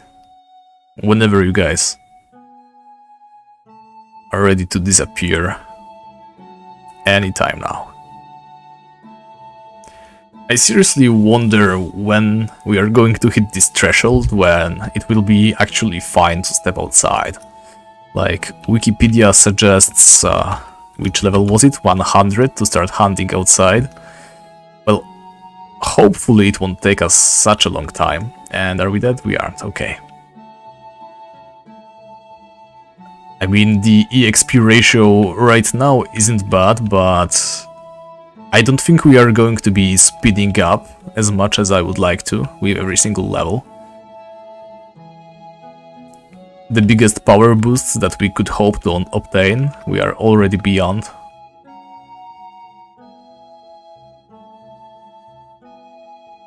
I guess we could look into buying some runes from the shop, which I am definitely going to do at some point, except, well, not yet. The only thing that we are going to get for hitting higher levels before level 80, it's going to be increase in speed. Yeah, after level 80 it's going to be for sure way better. But getting level 80 like this is going to take a lot of time. I would ideally like to be able to play slightly more recklessly a little bit sooner. Our biggest weakness, I guess, right now is nighttime, right? If we could only somehow find a way to hunt throughout the entire night. Oh, hey Arthur. The challenge of this character is we can only live inside of Feyrist area. We weren't able to enter Feyrist before level 30, so we got level 30 with other means, but then we entered Feyrist with just what you see here, the Wand of Vortex, the Cape, Spellbook and the Mage Hat.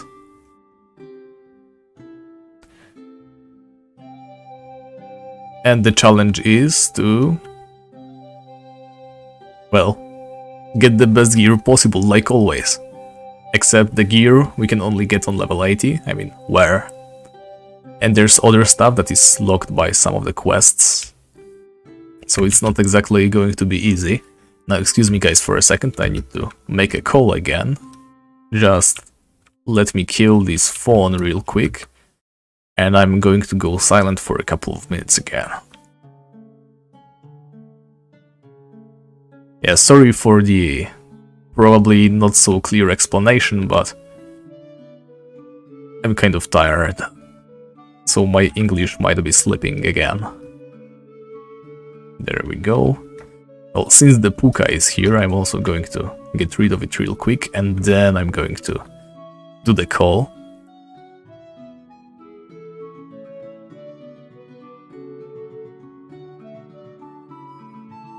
Yep, let me stay right here. So I'm going to mute myself for a couple minutes, hopefully you guys bear with me.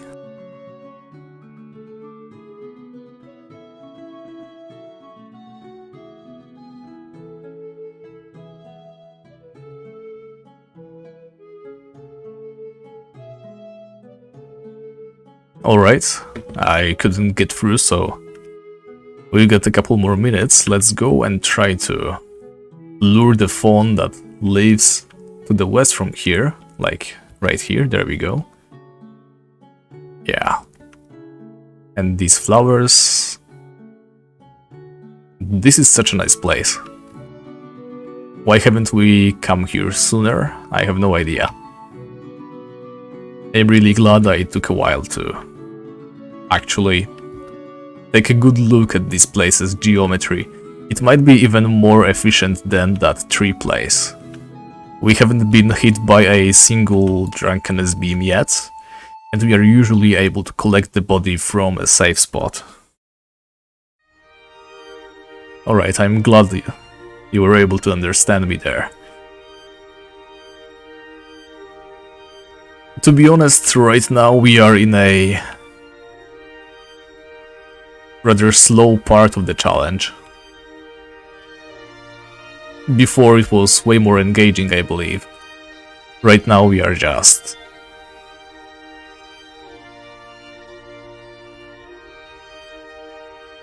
trying to level up, right? Until we are able to use some of the items again. The most difficult part of the challenge was to start off, because at first I couldn't even make it to Feyrist. I mean, obviously, all you have to do is walk through the altar thing, right? However, getting to the city in the middle was a huge challenge. It took us a couple of tries and different approaches. We finally found out that the best way to go about it is to...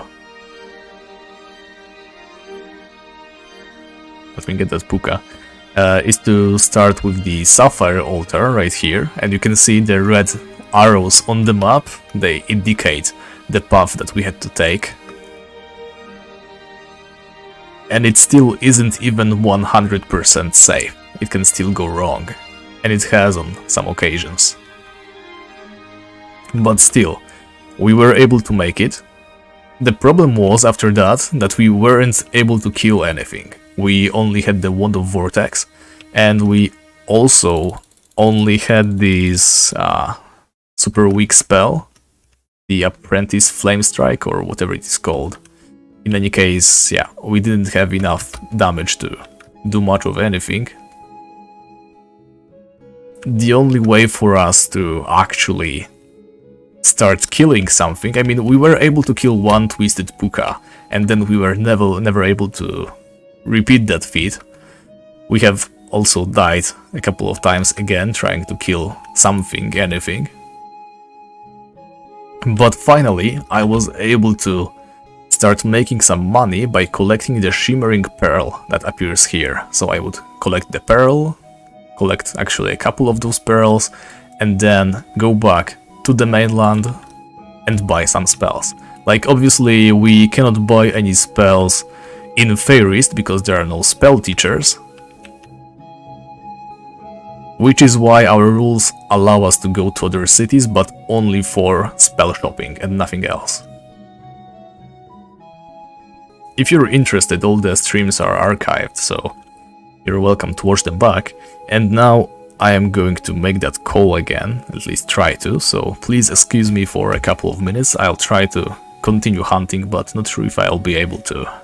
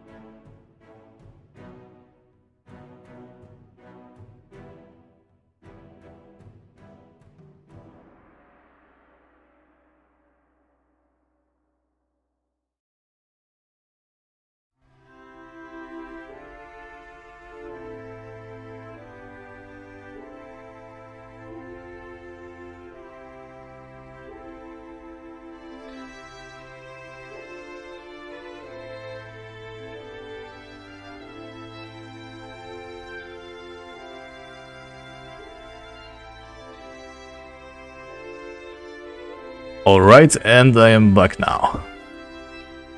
So we've got like 20 more minutes. We've been able to kill quite a lot of enemies. I think I'm doing way better when I'm not speaking all the time, but that's not exactly something I can afford to do. Now, we are still missing some items. I mean, I'm not expecting us to never get them at this rate. We aren't even level 40. And we already have a huge chunk of the things that we are after. Well, huge chunk. It's honestly just the Dream Blossom stuff that we have, but still. For now, I think this is the item that matters the most to us. It drops from Pukas, so it is no surprise that we got it first, since Pukas are the monster that we can kill most commonly. But still, the Fawns are not very far behind. And from the Fawn, I believe, we can hope to obtain the wooden spellbook, though. I would still have to check my notes to make sure of it. Actually, let me do this right now. Where's the Fawn? And the Fawn's drop. Yes, it can drop the wooden spellbook, however it is very rare. We can also get the leaf legs from a Fawn, which would be a nice place, I mean a nice piece to place in our leg slot, except it gives no stats at all, it just weighs. Which is kind of terrible, but what can I say? Actually, I'm wondering, because when you're playing a knight, right, you can try to wield an item that you cannot wield yet. The melee weapon that you use, if you use it when you're too weak to use it, it's going to have lowered stats, but you will be able to use it. Can we do the same with the Dream Blossom stuff? Or will I be unable to fire it at all? I mean, we are quite far behind when it comes to the level. Let's see. There should be that Fawn to the left waiting for us. Would be nice if we could get level 39 today. So, can we fire the staff? I don't think we are firing the staff. Yep, we are definitely not firing the staff. But, does it give the magic level +1? Let me take it off. No, it doesn't. Okay, so there's no reason for us to wield the Dream Blossom stuff yet. Real shame though. Alright. Was worth a try. To be honest, I thought we just wouldn't be able to equip it at all. So the moment it popped into our slot, I was a little bit hopeful there.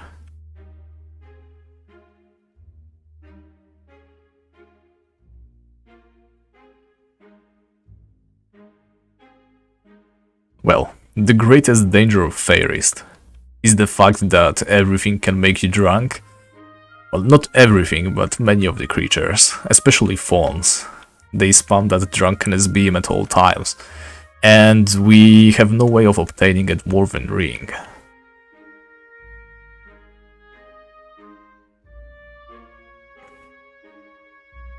So we would always have to stay out of the range, which is simply not possible since we can only shoot like 3 tiles away with our Exorivis. And if we don't use Exorivis, well, until level 80, it would be just silly because the wand has the same range. However, the Dream Blossom staff has a range of 4 tiles, so we could potentially try to shoot enemies with just the staff. But the thing is, it's not really viable because, well, we might simply not have enough damage to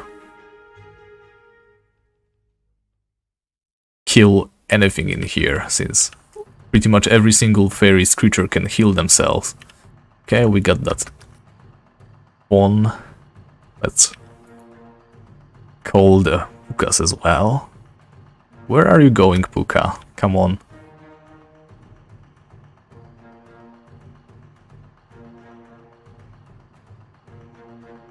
I wonder if it will ever be viable for us to use area of effect runes.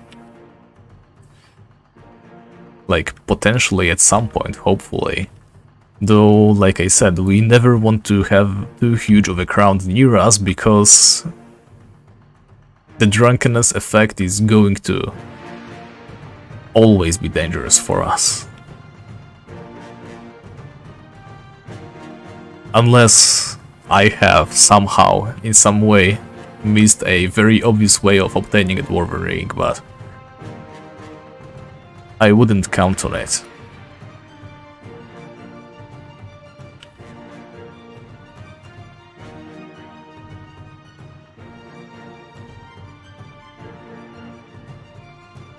Alright, here goes another phone. It's been a while since we got any real drop. I would even welcome the leaf legs. Anything is better than nothing in here. Putting on the leaf legs would be still more enjoyable than just running around without any ends. Okay, let's get the puka over here. We also just fired from quite far away, I think. And the puka has to die. And there we go, let's see. Full heal thanks to our level.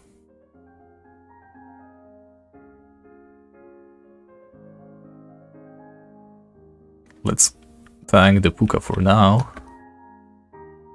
because we get to deal some serious damage to the fawn and we could have died. Right, so that's enough taking unnecessary risks. Let's play it more safely from now on. And as I say that, I instantly walk into a very dangerous situation, though somehow we are still hanging on, even if by a thread. And we are also completely drunk. Let me get this phone. And let me try to escape from this phone over here. Are we dead? We might be dead. Let's speed up. There we go. Yeah, sometimes it's really hard to see where you can step and where you cannot. Thankfully, we figured it out. There's so many pukas in here. Okay, let's start with killing the fawn.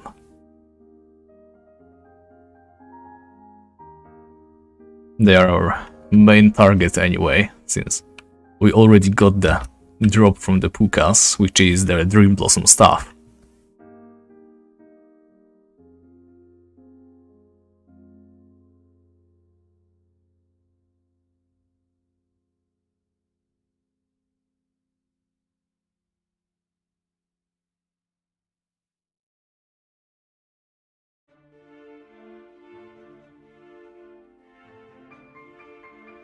Yeah, I'm thinking about the sounds in Tibia again.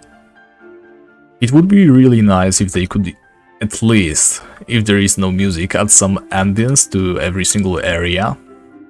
But then again, they, over the years, have added so many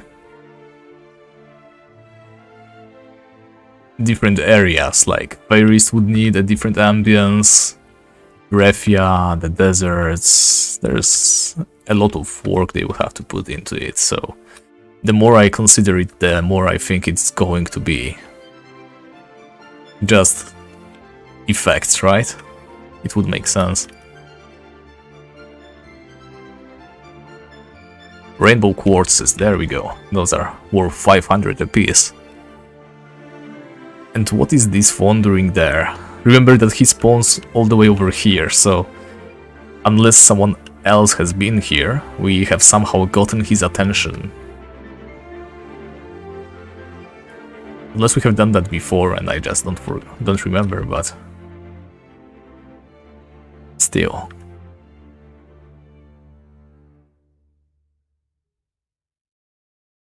Alright, let's get this guy. And it's 10 more minutes of daytime. Another lucky escape. Look at us, we walked the entire length without even a single misstep, even though we were drunk. I mean, if our character is going to be this resistant to the drunkenness beam this entire time, then we can definitely hope for some nice results. But I don't think it's going to be that way. We are going 100k XP per hour. That is not a terrible rate. Like, even when playing with my free account Ironman, I think I was seeing some progress, even though I was going like 60k per hour at some times when working on my bestiary, so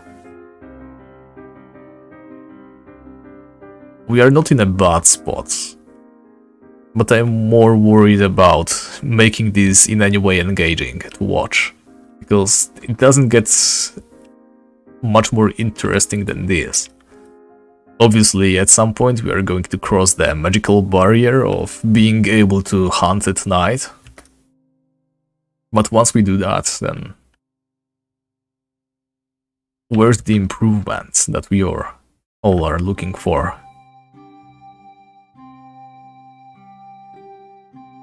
Stealth ring, once again.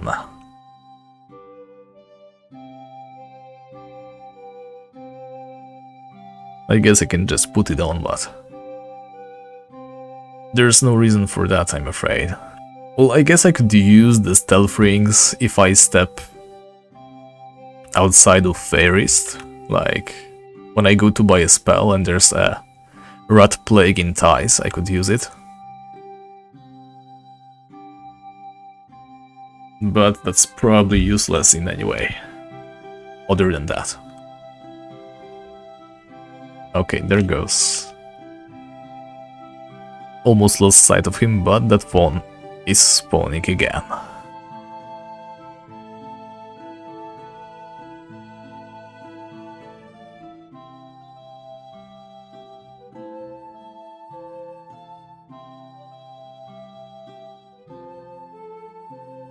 Funny enough, I think we are still not strong enough to withstand a full combo from a phone. Come on, there we go. Wait, phones escape as well? I thought they didn't. Or was it because the puka blocked his line of sight or something? But I was quite sure the phones do not run away on low health. Or is it just the dark phones? Since we have the time, let me check it out real quick.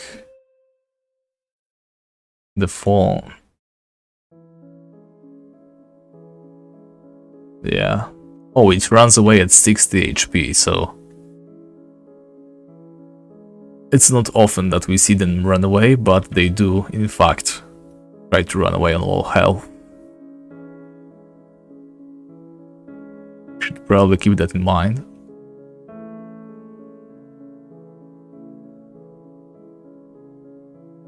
Wait, he didn't cross this little throat here. Yeah, this area, it's way safer than that one.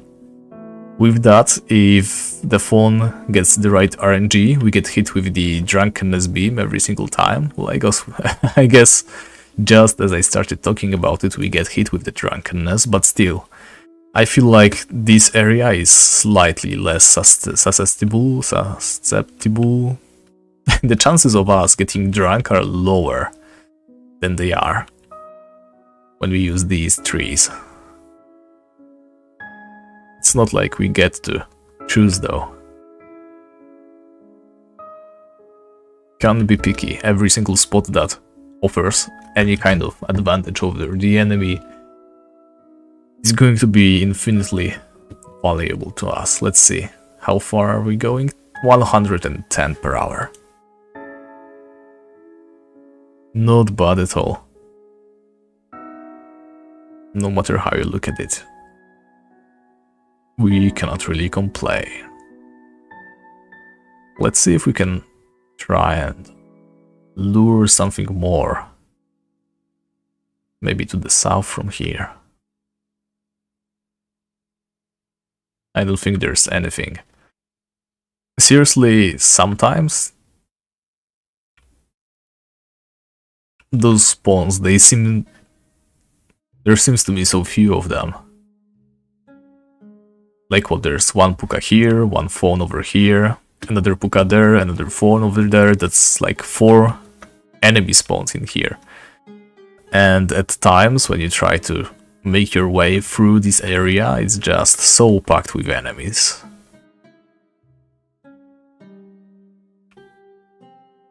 I guess also at night, since there's not just the fawns and pukas, but also boogies around, it gets that much more dangerous.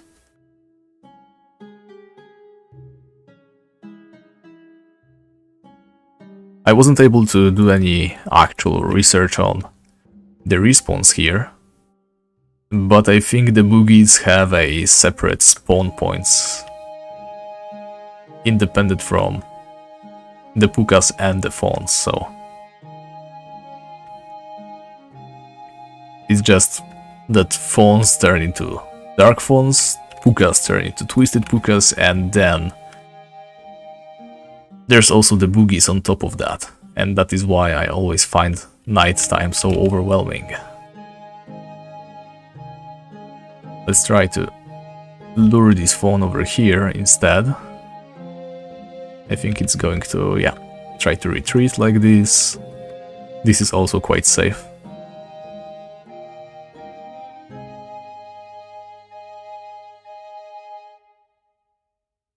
Funny enough, I think the most dangerous of creatures are... Oh, I got a little bit overzealous over there. There we go.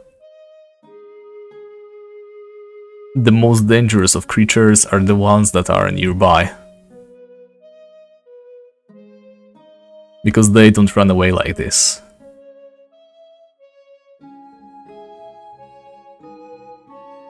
Okay, we got hit there. Please retreat.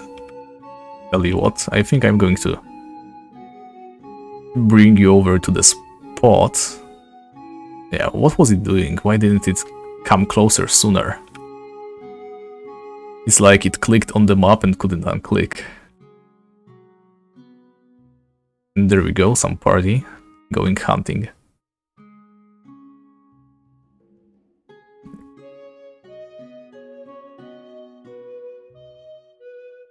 Okay.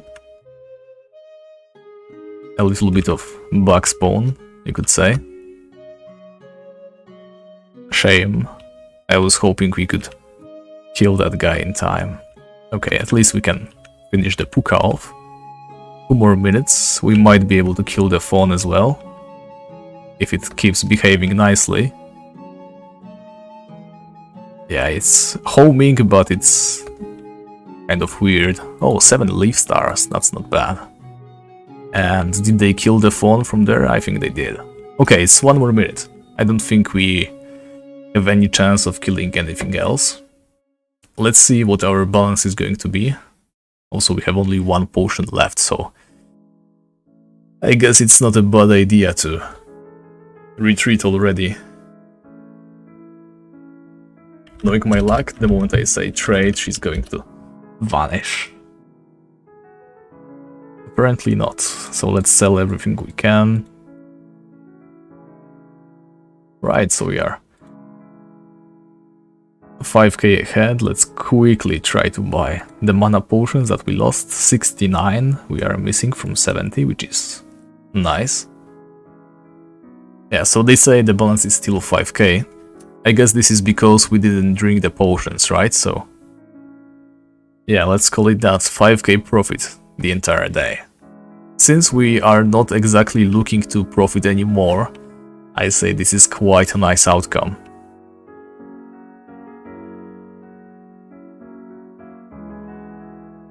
And there's a twisted puka down south once again, so officially nighttime. Let's move all of our spoils. right here. We got quite a lot of carrots as well. I think we finally started dropping some food. We bought some eggs the last time we were in the city, and with all that food drops, I think we are going to be able to sustain our hunts for quite a fair while.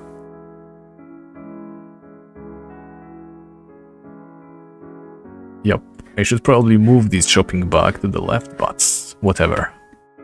So, that's going to be it for today. We did some nice progress. I think we are getting quite adept at hunting in Feyrist on low levels. And the longer we do that, the higher level we are, so the more safe it is going to be. In any case, thank you very much for watching. Make sure to check out Coney Island's Mystery Discord server. If I have it in my clipboard, I'm going to post it again. If you're interested in Tibia lore and solving ancient Tibia mysteries that have been, well, puzzling people for ages, definitely check out the server. There's a lot of people working together in there right now, and it is the best time to get involved in the project as well. Right, so thank you very much for watching, see you later, Glak soon. Always nice to have you here. I will see you guys probably again this weekend, no promises, but I will try to do that Demon Exploration stream. Either tomorrow or the day after that. See you later, guys.